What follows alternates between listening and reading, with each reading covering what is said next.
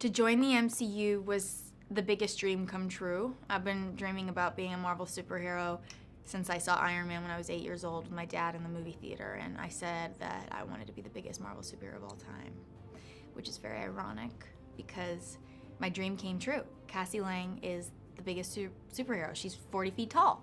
So dream big. Don't give up on your dreams. I mean, I told myself by the time I was 25, if I'm not a Marvel superhero, then like I'm not an actress and I should quit. So I just think that it's proof that dreams come true, and I can't believe it. So now I have to come up with a new dream.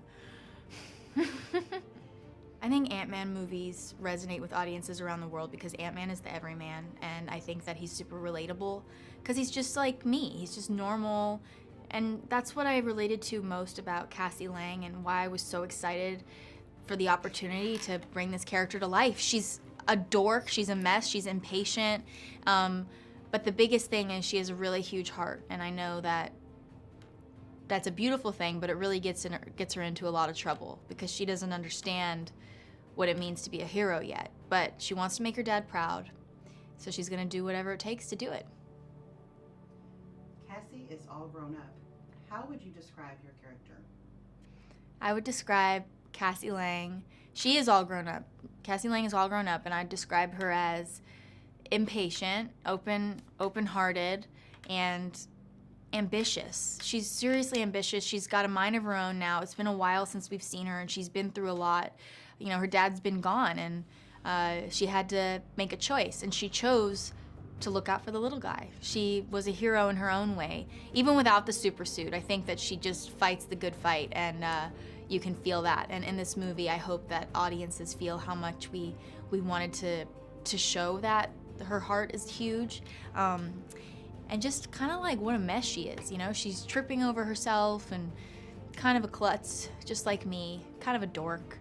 But I think it makes for an interesting character because no one just wakes up a superhero. I mean, maybe some do, but Cassie Lang definitely doesn't just wake up and know how to save the world.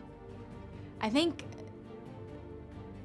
Cassie's relationship with her dad, Scott, is kind of like tumultuous at first. You know, she is who she is, she knows who she is, and he doesn't know who she is anymore. He's got to be reintroduced to Cassie and who she's becoming. She's got ideas of her own, and he's got to kind of listen.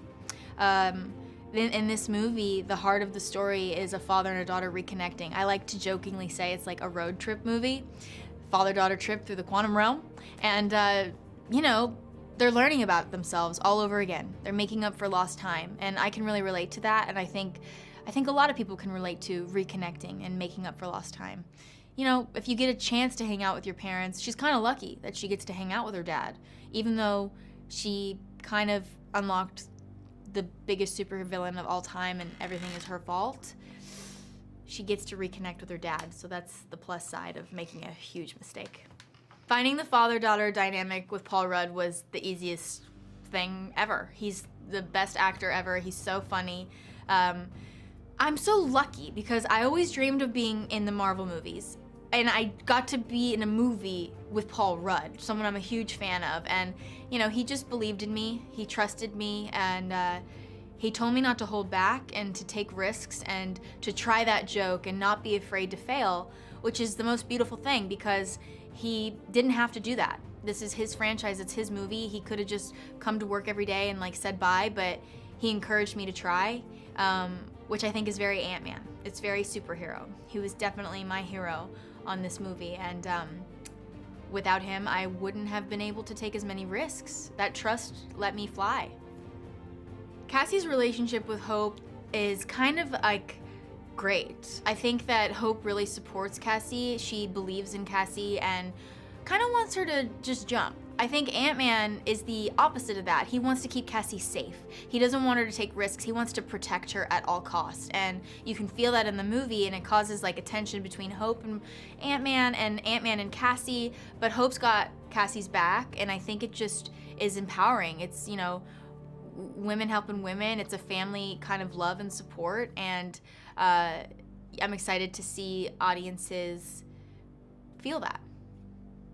Hope, Janet, Scott, Cassie, and Hank end up in the quantum realm all because of Cassie. It's her fault. She doesn't know what she's doing. She unlocks some portal thing to the quantum realm. Thinks she's doing the right thing. Once again, good intention, not well thought out. Doesn't that sound relatable? Doesn't that sound like something you do on a daily basis? Because I do. I say things without thinking, just like I'm doing right now. I spoil parts of Marvel movies, just like Tom Holland. So it's all Cassie's fault. And it was a really big deal on set. It was like, we shot that scene for like a week, right? And on the first day, there was rewrites happening and all this stuff happening, and Peyton and I looked at each other and we're like, wait a minute, we need to make it really clear this is Cassie's fault. This was her idea, so that way when, you know, we get to the latter half of the movie and there's this tragedy and these bad things are happening and people are getting hurt, she feels the weight of what it actually means to be a hero. It's not always good. You don't always get the glory. You hurt people. So she's got to feel that. She learns the hard way. I mean, it's kind of like not fair, really, that she goes face to face with Kang on her first rodeo. I guess you got to learn one day. I think the quantum realm is limitless, and the impact it's going to have on the MCU is unparalleled, because I don't even know what's in there. But in this movie, like, you get to meet some really cool characters that are kind of cute, and that's my favorite part.